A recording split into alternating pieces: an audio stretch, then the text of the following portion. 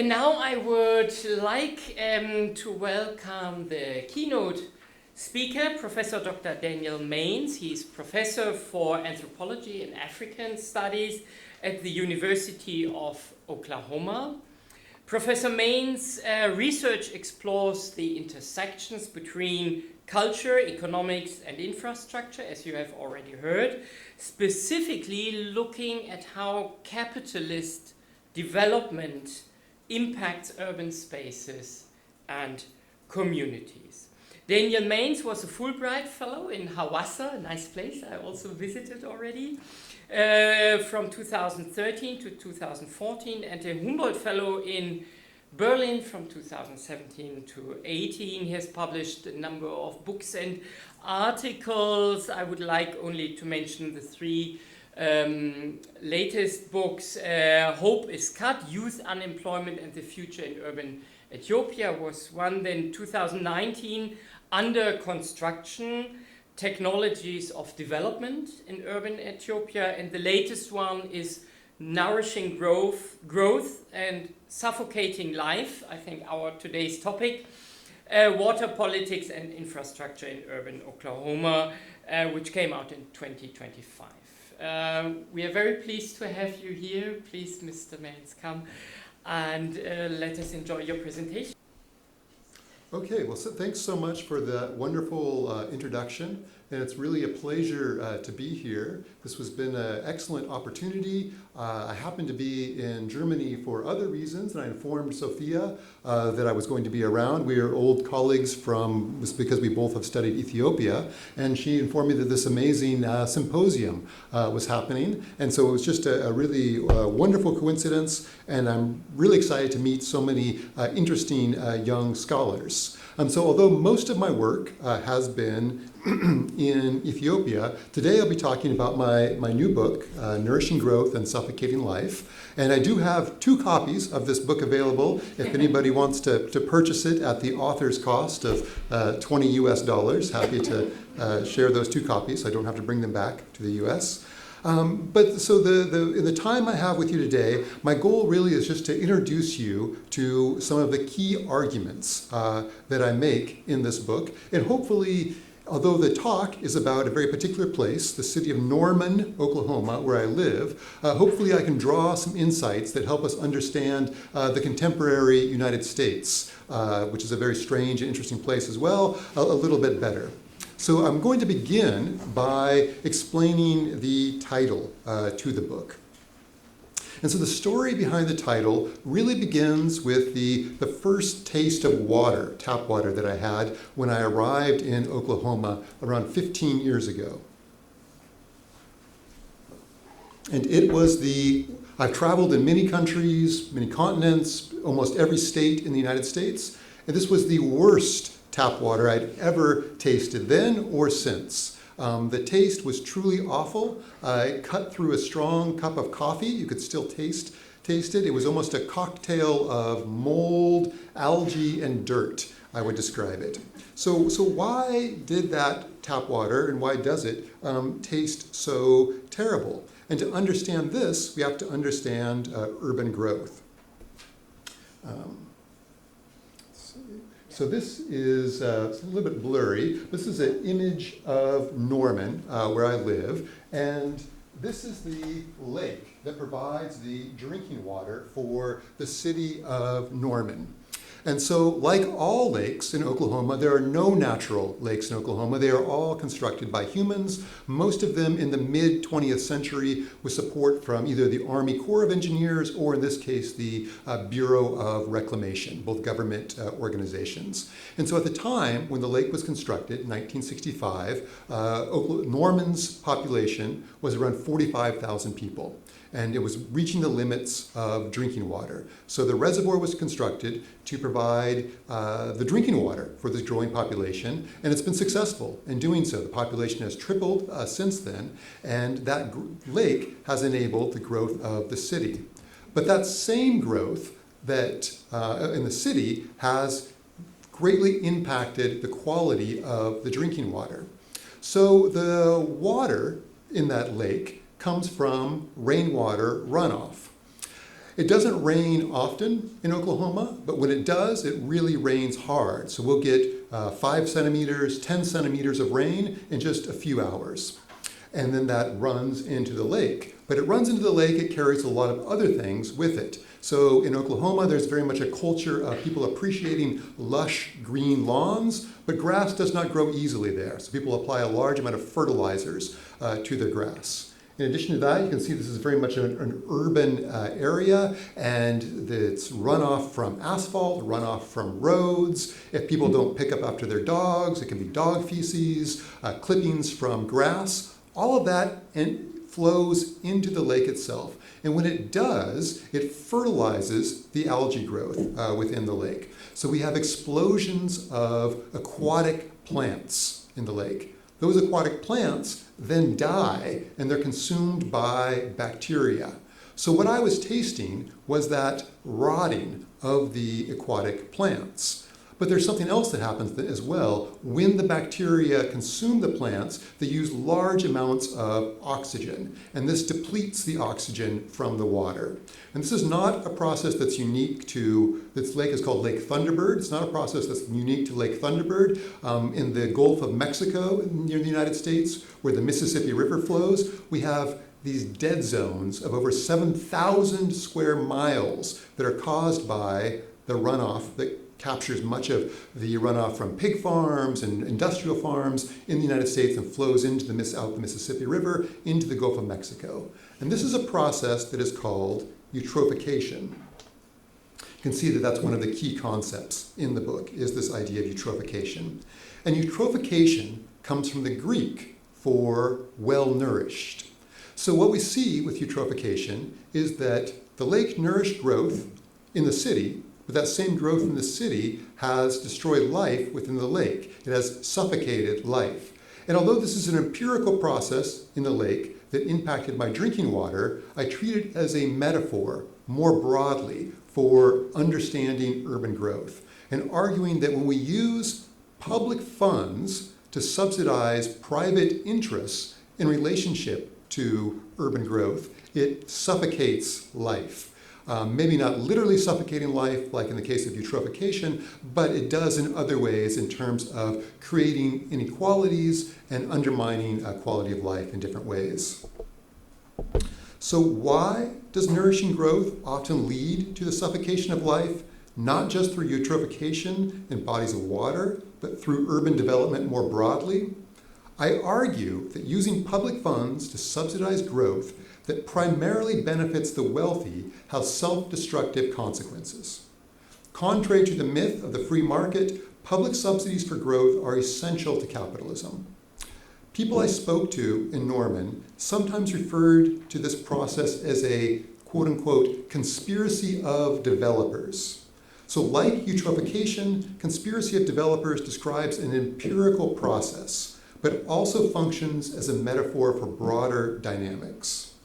In this case, the use of public funds to stimulate economic growth, an issue that Norman residents have battled over for decades.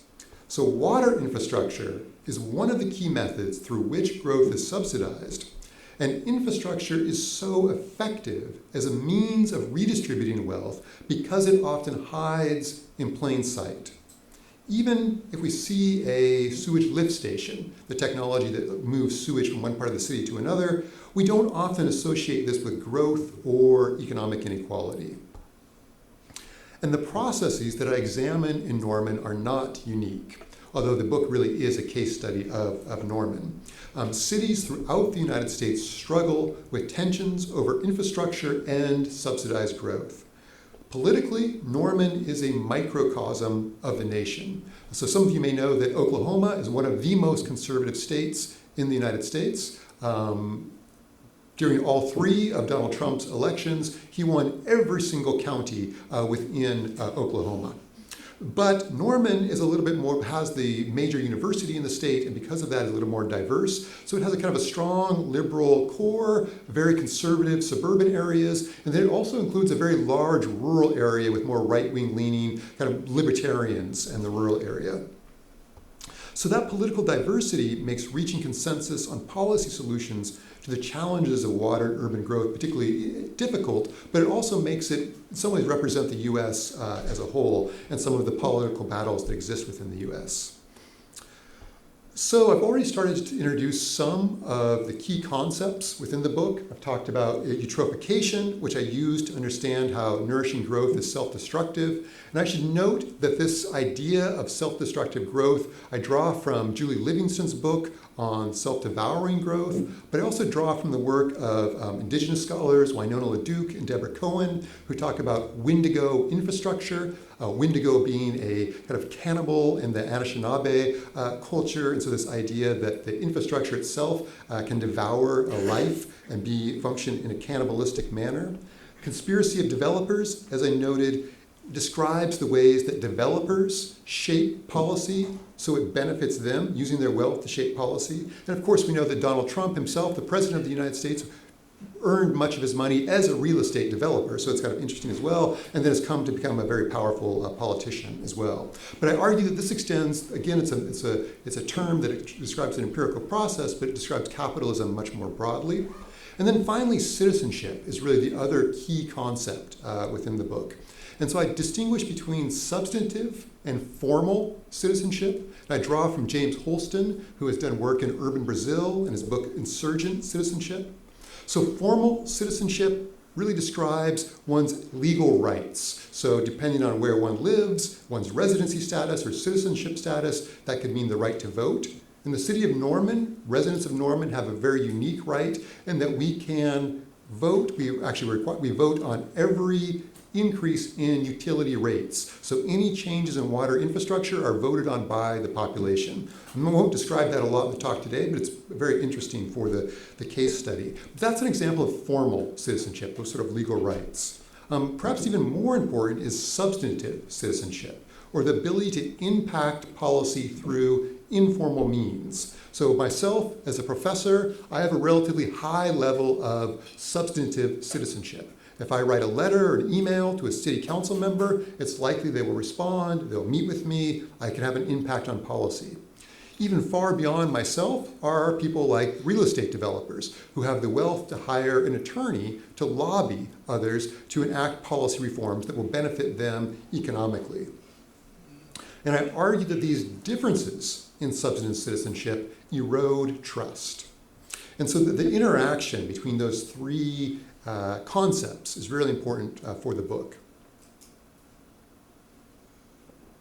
So in the time that I remain, I'm going to talk about a historical example and very quickly about one more contemporary example to try to show how these three elements interact with each other.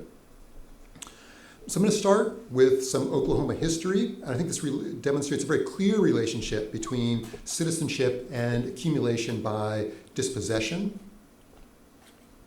So some of you may know that Oklahoma previously was known as Indian Territory within the United States. In some ways, it's a very unique state within the US, but it's also a very American story. So you can see these are the tribal nations from throughout the United States that were forced to move to Oklahoma during primarily the mid-19th century.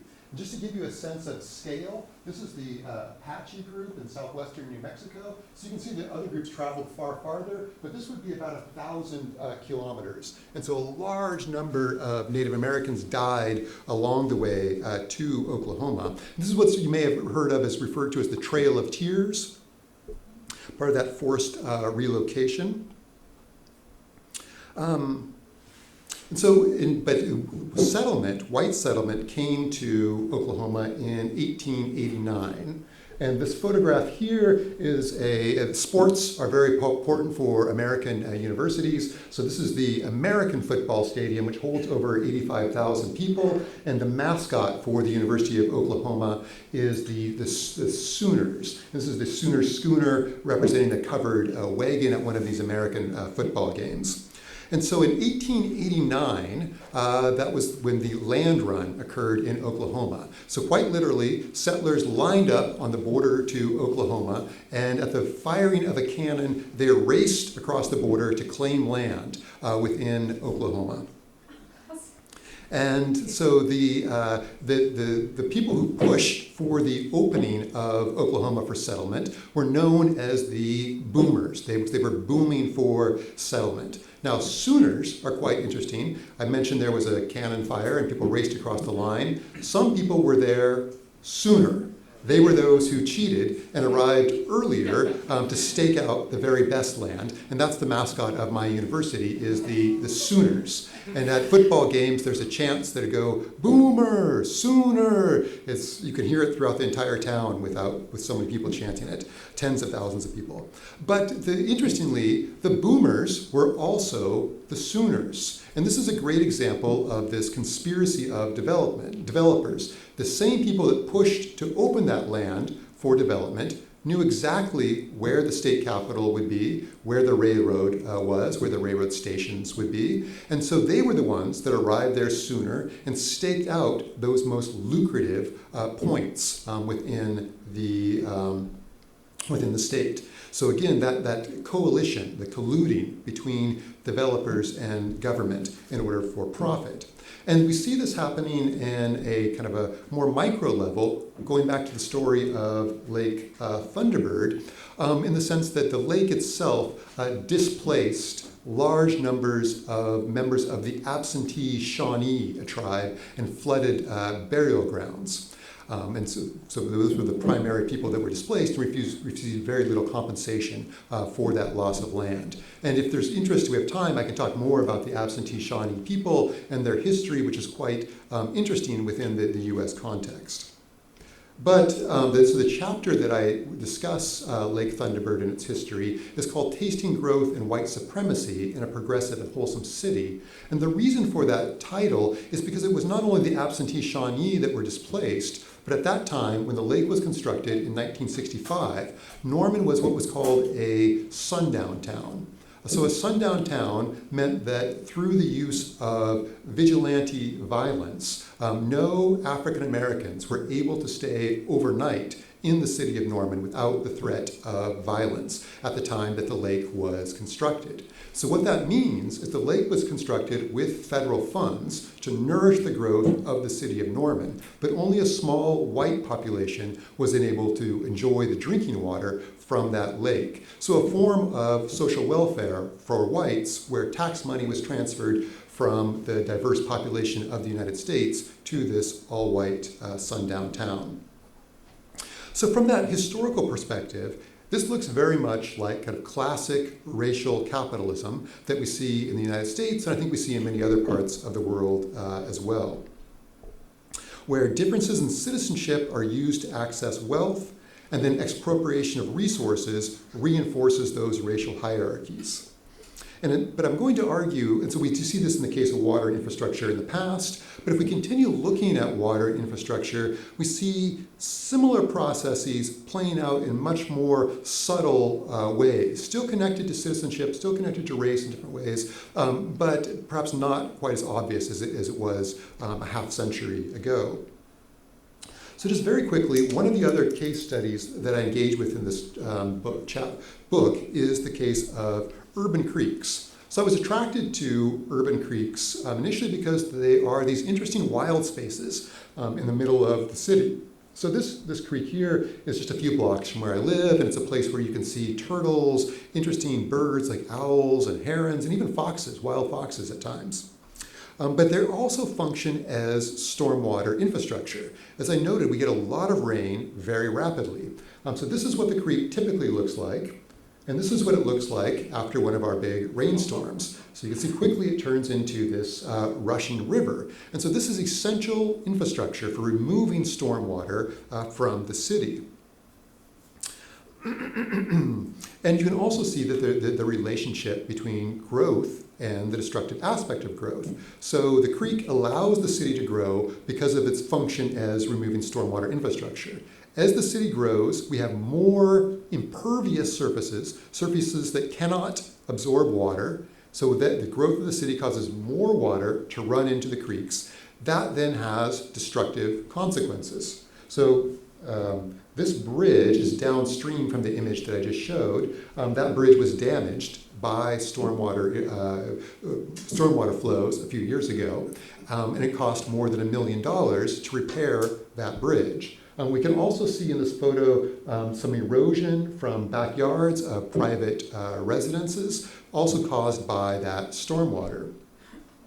And that is necessitated, you can see here the construction that's going on in that exact same place, a $4 to $5 million project in order to restore and protect some of this private property.